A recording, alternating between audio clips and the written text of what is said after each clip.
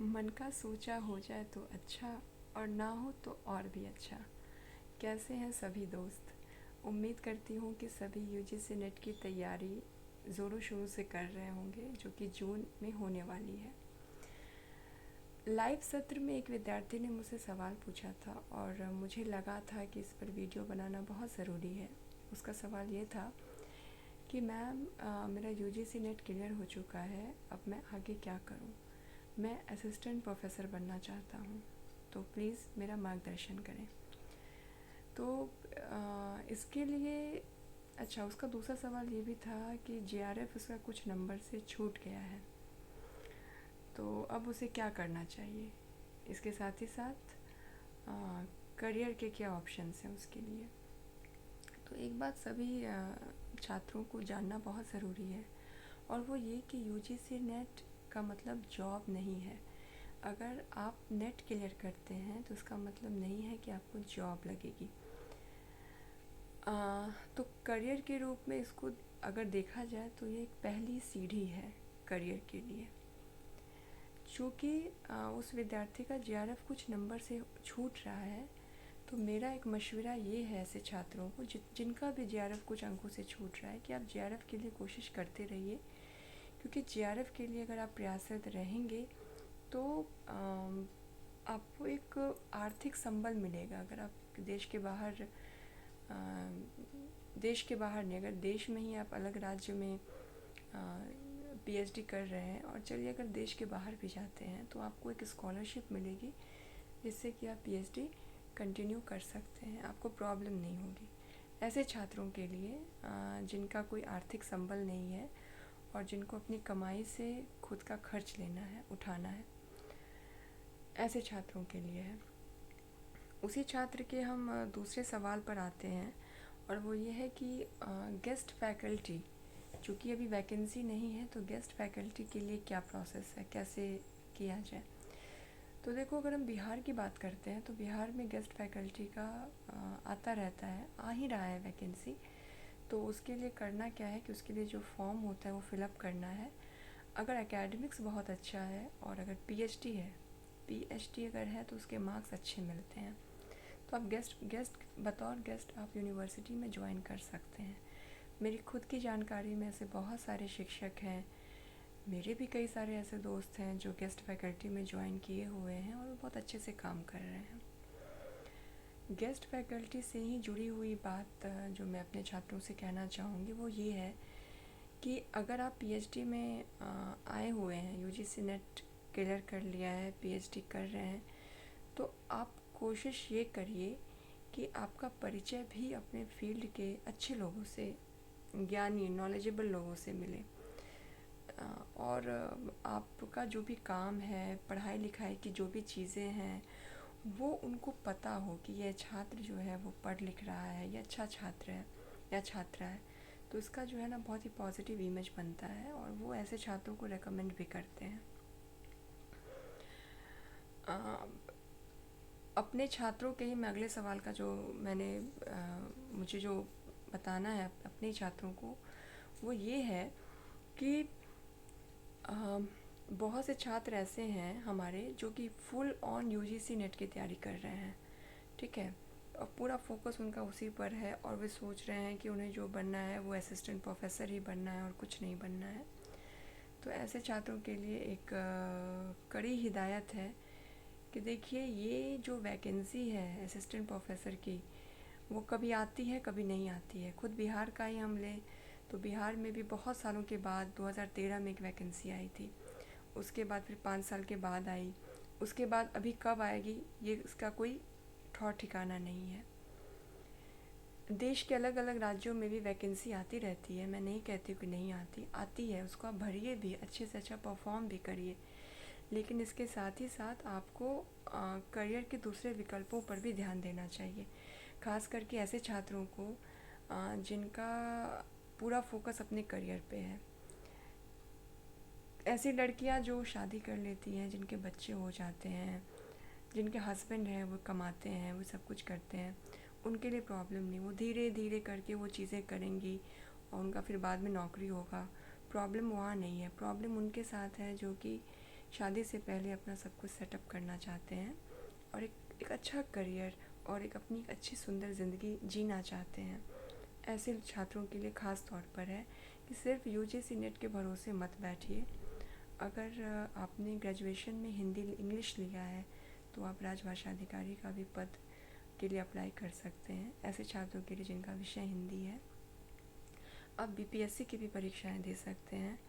आपका बीएड करना भी अच्छा है, क्योंकि बीएड करने से केंद्रीय विद्यालय, नवोदय, इन सब की बहुत सारी वैकेंसीज़ आती हैं जिसमें आप अप्लाई कर लीजिएगा और आपको नौकरी भी लग जाएगी और आप असिस्टेंट प्रोफेसर बनने के जो तनाव से मुक्त रहिएगा।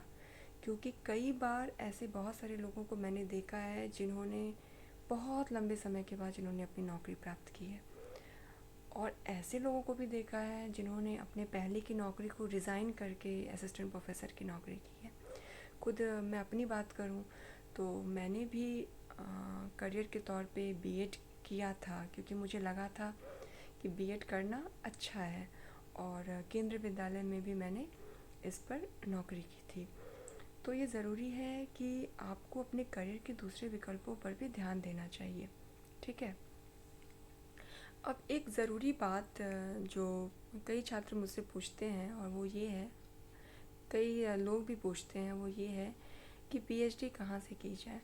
देखिए, पीएचडी करने के लिए सबसे ज़रूरी है कि आपके गाइड बहुत अच्छे होने चाहिए, ऐसे गाइड जिनके साथ आपका तालमेल बहुत अच्छा हो और जो आपको मोटिवेट करे और आपको एक्सपोजर बहुत अच्छा दे, ठीक है। कई ऐसे मामले होते हैं जिसमें गाइड के साथ प्रॉब्लम होने के कारण शोधार्थी अपनी पीएचडी छोड़ देते हैं, ठीक है। तो कोशिश ये करनी चाहिए कि हमारे गाइड बहुत अच्छे हो, उनका परिचय बहुत अच्छा हो, और अगर आप किसी विश्वविद्यालय में, कॉलेज में अप्लाई कर रहे हैं तो वो आपको रेकमेंड करें। कोशिश ये होनी चाहिए गाइड मिलने की, गाइड को तय करने की। देखिए, मेरिट तो बहुत ज़रूरी है, बिना मेरिट के तो होगा नहीं। मेरिट तो मेन चीज़ है, लेकिन अगर इसके साथ थोड़ा सा ऐड या सपोर्ट मिलता है तो वो छात्र बहुत अच्छा कर जाते हैं, वो कैंडिडेट बहुत अच्छा करते हैं।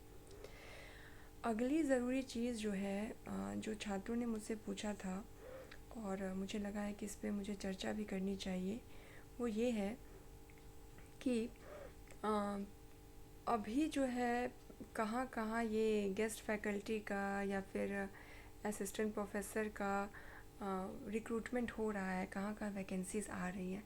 तो इसके लिए आपको ज़रूरी है कि आप sarkariresult.com पे कनेक्टेड रहिए, गूगल सर्च कीजिए। आप अगर बिहार के हैं, किसी यूनिवर्सिटी के हैं, तो उस यूनिवर्सिटी के दोस्तों से टच में रहिए, फैकल्टी से टच में रहिए, उनके साथ आपका रेपो अच्छा हो, ताकि वो आपको गाइड कर सके कि हाँ, यहाँ पे वैकेंसी आई, यहाँ अप्लाई कीजिए। और सबसे ज़रूरी चीज़ तो ये होती है कि आप खुद अलर्ट रहिए, खुद गूगल सर्च कीजिए, देखिए, ठीक है। एक आखिरी सवाल जिसको मैं अपने ही छात्र के थ्रू लेना चाहूँगी, जिसने मुझे लाइव सत्र में ये सवाल पूछा था, और वो ये था कि असिस्टेंट प्रोफेसर बनने की क्या क्राइटेरिया है और क्या प्रोसेस है। तो सबसे पहला तो वही है, यूजीसी नेट आपका होना चाहिए। जेआरएफ होने का मतलब है कि आपको आर्थिक संबल, फाइनेंशियल सपोर्ट मिलेगा, तो वो भी ठीक है। जेआरएफ के कई सारे वैकेंसीज़ में कई जगह पे नंबर भी मिलते हैं, ठीक है, तो वो आपके लिए ऐड है, प्लस पॉइंट है। तीसरी चीज़ जो है वो है आपका एपीआई, आपका रिसर्च पब्लिकेशन, आपका बुक्स, वो सब होना चाहिए, जिससे आपके पॉइंट्स या मार्क्स बनते हैं, ठीक है। बिहार में जो अलग अलग राज्यों में असिस्टेंट प्रोफेसर रिक्रूटमेंट की अलग अलग प्रक्रिया है। तो जैसे कि बिहार में 2012-13 की वैकेंसी की मैं बात करूं, बीपीएससी की, तो वहाँ पे ज़्यादा वेटेज दिया गया था एकेडमिक्स के मार्क्स को, ठीक है। पीएचडी के मार्क्स को पीएचडी करने वालों को मार्क्स मिले थे, एमफिल को भी मिला था, लेकिन ज़्यादा वेटेज जो था वो 10th 12th बीए एमए के मार्क्स को था, और 15 मार्क्स का इंटरव्यू था। लेकिन उसके बाद जो अभी विश्वविद्यालय सेवा आयोग की वैकेंसी आई है, उसमें एपीआई स्कोर को महत्व दिया गया है और यूजी और पीजी के मार्क्स को ज़्यादा महत्व दिया गया है। अभी की जो वैकेंसी आई थी विश्वविद्यालय सेवा आयोग की, उसमें अगर किसी कैंडिडेट का पीएचडी नहीं होता तो वो एलिजिबल नहीं था, उसका चांस नहीं था इस वाली वैकेंसी में, ठीक है।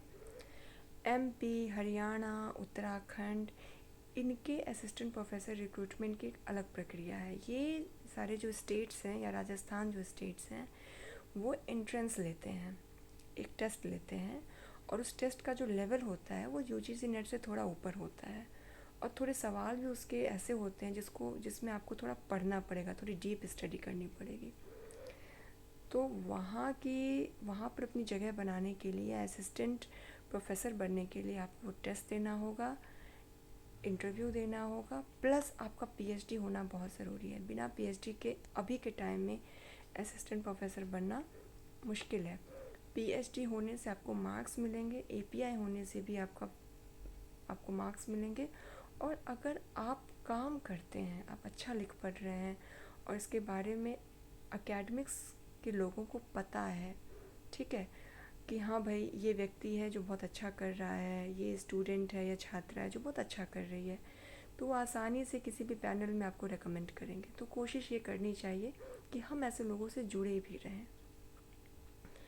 तो आशा करती हूँ मैं सभी दोस्तों को छात्रों को किस वीडियो में मैंने आपके सवालों का जवाब दिया, आपको सही मार्गदर्शन दिया है, और आपको इससे लाभ होगा। तो चलिए नेक्स्ट वीडियो में कुछ और अच्छी जानकारी के साथ हम लोग दोबारा मिलते हैं।